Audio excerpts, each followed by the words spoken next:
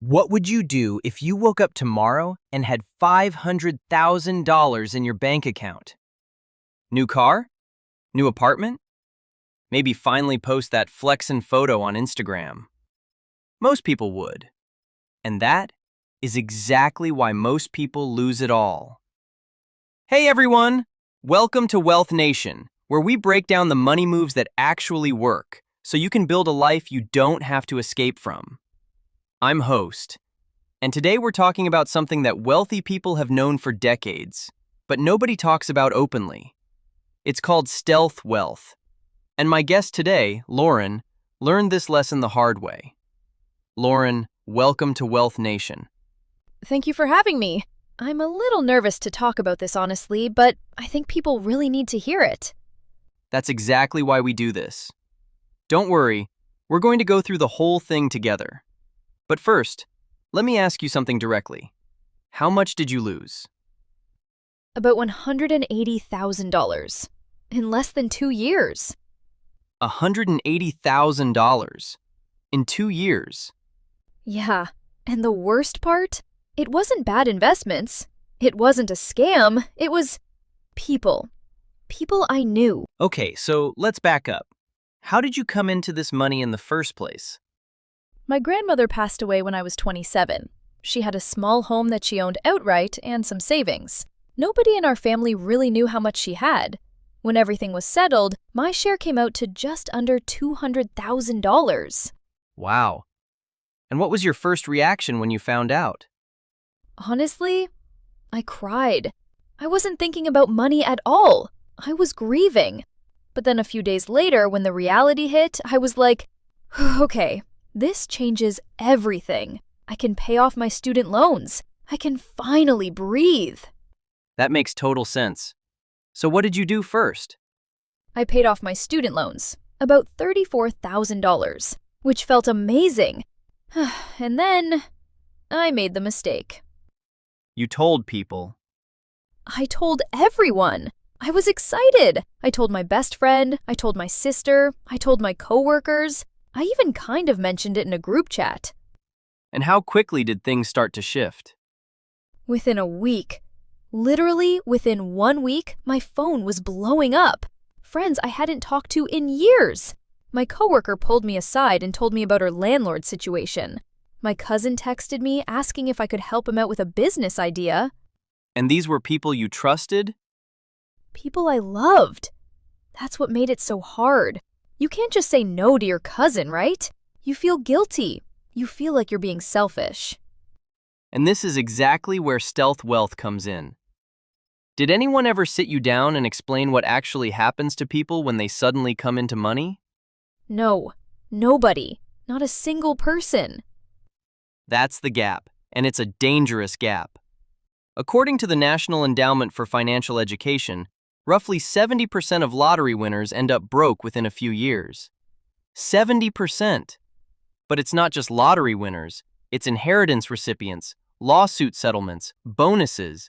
Anyone who gets a sudden influx of cash without a plan and without privacy. I want to dig into the specific ways Lauren lost her money, because I think viewers are going to recognize these patterns. Lauren, walk me through it. What was the first big chunk that went? My sister asked me to co-sign on a car. She said she just needed help with the down payment, $8,000. I said yes, and then 6 months later, she stopped making payments. That went on my credit. So right there, that's not just $8,000. That's credit damage that affects your ability to buy a home, get a business loan, everything. Exactly. And I didn't even think about that at the time. I just thought, she's my sister. Of course I'll help. This is one of the cruelest parts of sudden wealth. The people who love you, genuinely love you, still create financial damage. Not out of malice, but out of their own financial dysfunction. Their money problems become your money problems the moment they know you have resources. What was the next thing? I upgraded my lifestyle. And I don't mean I went crazy. I moved into a nicer apartment. $2,400 a month in rent instead of $1,100. I figured I could afford it now. But here's the trap. And this is something I want every viewer to write down right now. Upgrading your lifestyle is a one-way door. Once you move into a $2,400 apartment, you can't easily move back to $1,100. Your standard of living adjusts. And then, when the money runs low, you're stuck with high fixed expenses. That's exactly what happened. I ended up having to break my lease and pay 3 months penalty. That was another $7,200 gone. And all of this is compounding because you announced the money publicly. If nobody knew, none of this pressure exists. Right. My old apartment was totally fine. But once people knew I had money, I felt this pressure to look the part. Let's talk about that, because I call this the appearance prison. And it is one of the most powerful, invisible forces destroying middle-class wealth in America right now. What do you mean by that? The appearance prison is when you're spending money not for yourself, but for the perception of others. You buy the expensive car not because you love cars, but because you feel like people with money drive nice cars. You move to a fancy apartment not for comfort, but for the story it tells. And the brutal irony? The people you're trying to impress don't actually care. They're too busy worrying about their own appearances. Oh my God, that is literally what happened to me. I bought a BMW, used but still, $28,000. And I didn't even really want a BMW. I wanted to feel legitimate. Legitimate. That's a really honest word. And it speaks to something deeper.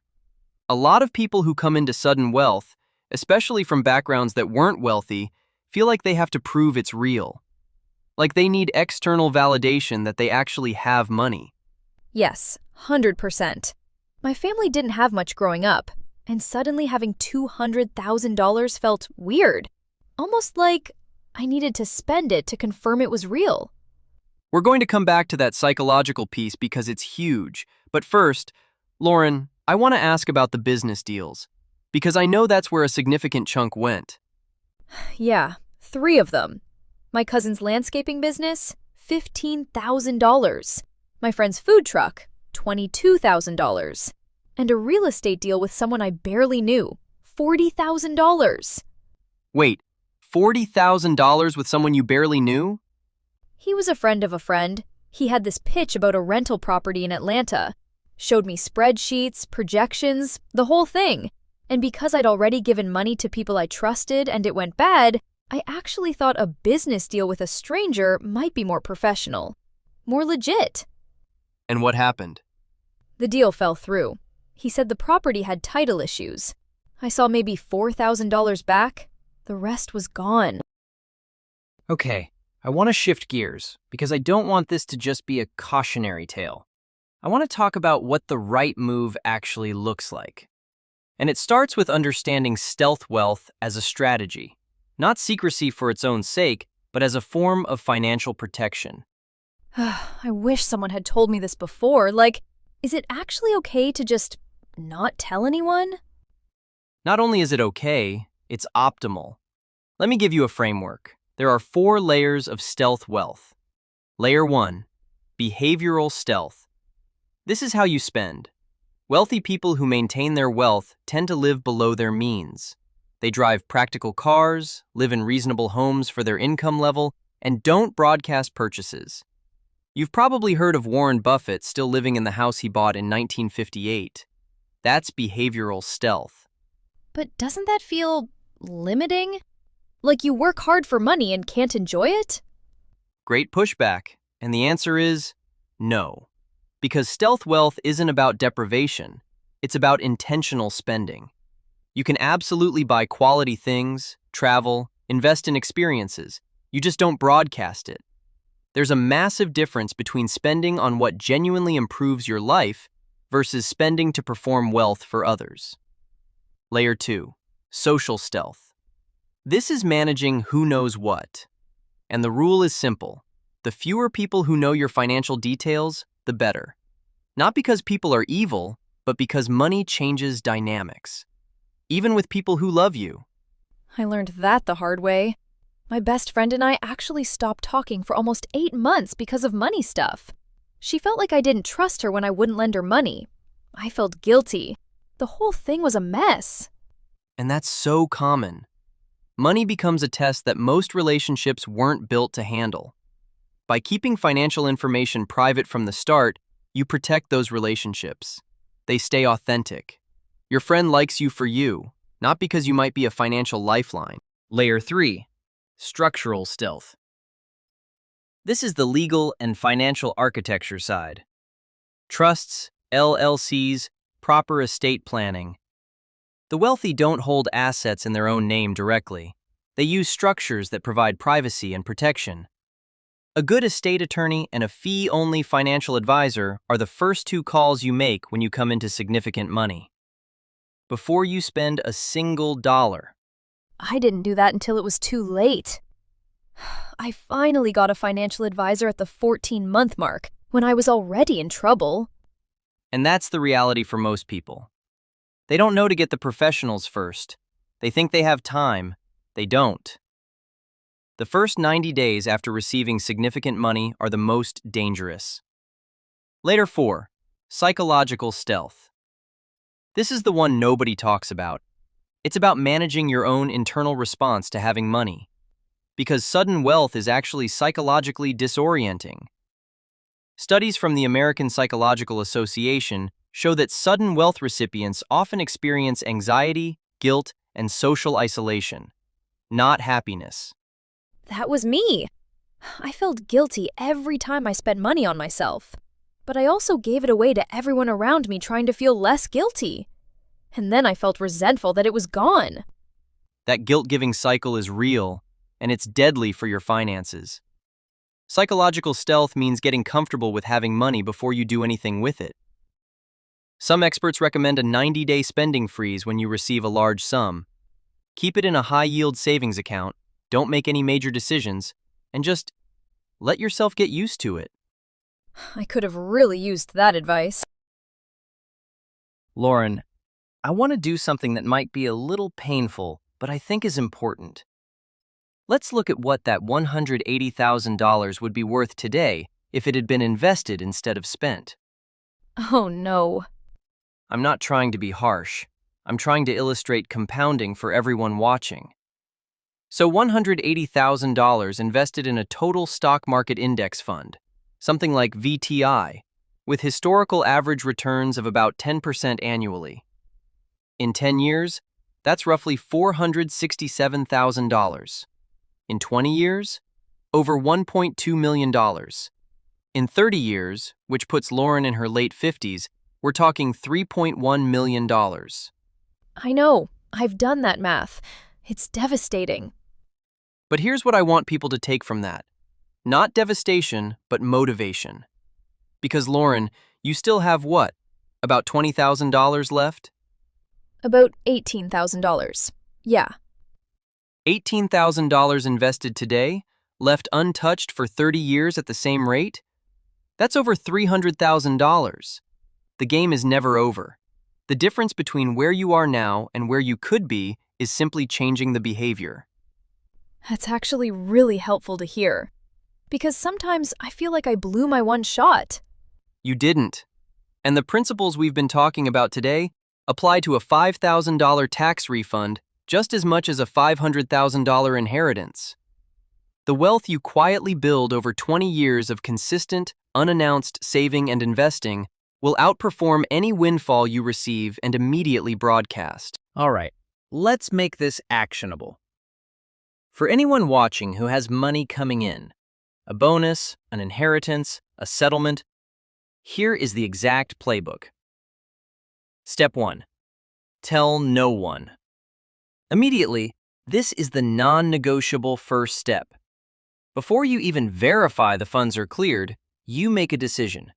This information stays private. You don't tell your best friend. You don't tell your parents. You definitely don't post about it. What about a spouse? Or a partner? Your financial partner? Yes, they need to know. Anyone who is legally connected to your finances needs to be in the conversation. But extended family, friends, coworkers? No. And here's an important point. You don't have to lie. You just redirect. If someone asks about the inheritance, you say, It's mostly tied up in estate stuff. It's complicated. That's true, and it's not your full story. Step 2. The 90-day freeze. Move the money into a high-yield savings account. Marcus by Goldman Sachs, Ally Bank, whatever has a competitive rate. And do nothing for 90 days. Let the emotional dust settle. Make no major purchases, no investments, no loans to family. Nothing. I wish I had done that. I was making decisions while I was still grieving my grandmother. Exactly. Grief and financial decisions are a dangerous combination. The 90-day freeze protects you from yourself. Step 3. Build your professional team. During those 90 days, you're doing one thing: finding your team. You need a fee-only financial advisor, not someone who earns a commission on products they sell you. A fee-only fiduciary who is legally required to act in your interest. You need an estate attorney to set up proper structures. And depending on the amount, potentially a CPA who specializes in sudden wealth taxation. How do you find these people? Like, how do you know they're legit? NAPFA.org for fee-only advisors. That's the National Association of Personal Financial Advisors. Vet 2 or 3. Ask them directly. Are you a fiduciary? How are you compensated? If they hedge on either question, walk away. Step 4. Clear high-interest debt first. Before you invest, eliminate any debt over 7% interest. Credit cards especially. Average credit card rate in the US right now is over 22%. There is no investment that reliably beats 22% guaranteed returns. Pay that off first. I did do that part right at least. I cleared my student loans. That was the right move. And for anyone with a low-interest mortgage, under 5%, you may actually be better off investing the money than paying off the mortgage early. That's a conversation to have with your advisor. But high-interest consumer debt? Gone. Immediately. Step 5. Invest in index funds. Boring wins. Once debt is clear and your team is in place, the bulk of your investable money goes into diversified, low-cost index funds. Total stock market, total bond market, international exposure.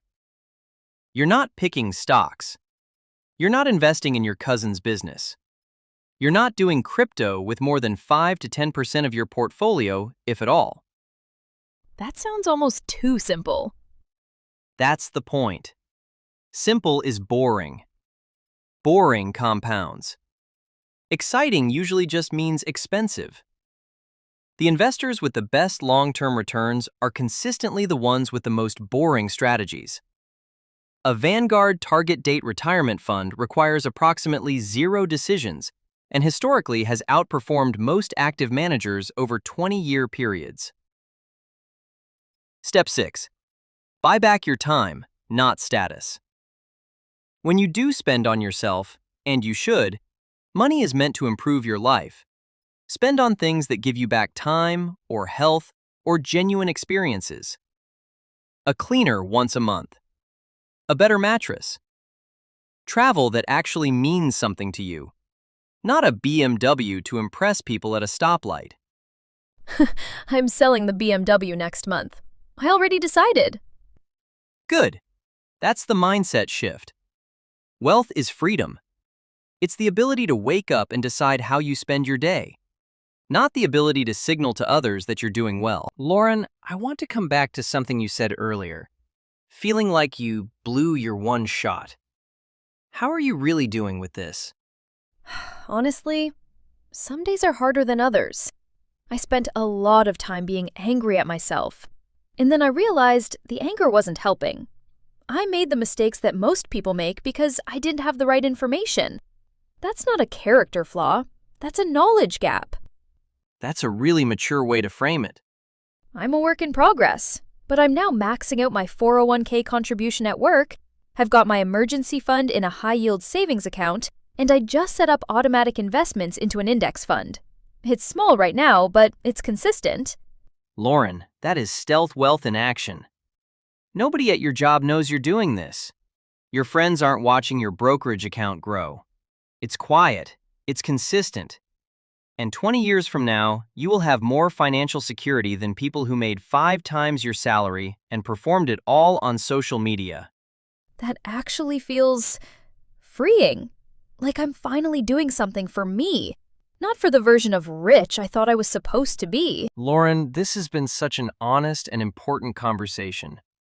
Before we close out, what's the one thing you wish you could go back and tell yourself the day you found out about the inheritance? Tell no one.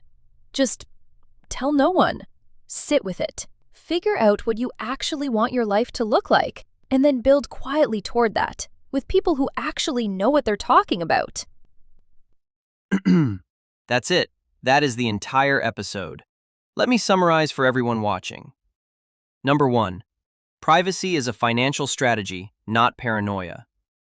The fewer people who know your financial details, the more control you retain over your money and your relationships. Number 2. Implement the 90-day freeze on any major financial decision after receiving unexpected money. Number 3. Your professional team comes before any spending. Fee-only financial advisor, estate attorney, CPA. Number 4.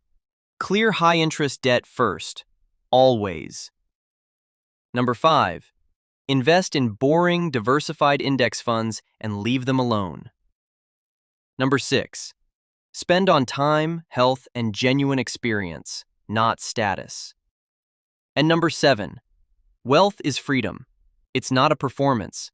The goal is a life you actually want, not an image you're maintaining for people who honestly don't care as much as you think. Lauren, thank you for your honesty today. This takes courage. Thank you for letting me share it. If one person avoids what I went through because of this, it's worth it. If this episode hit home for you, share it with someone who needs to hear it. Not because it'll get us views, but because the person in your life who just came into money might not know any of this. And that knowledge gap is costing people everything. Subscribe to Wealth Nation. Drop a comment below. Tell me, have you ever been in Lauren's situation? Have you ever told someone about money you had and regretted it? I want to hear your story. I'm your host. This is Wealth Nation, and we'll see you in the next one.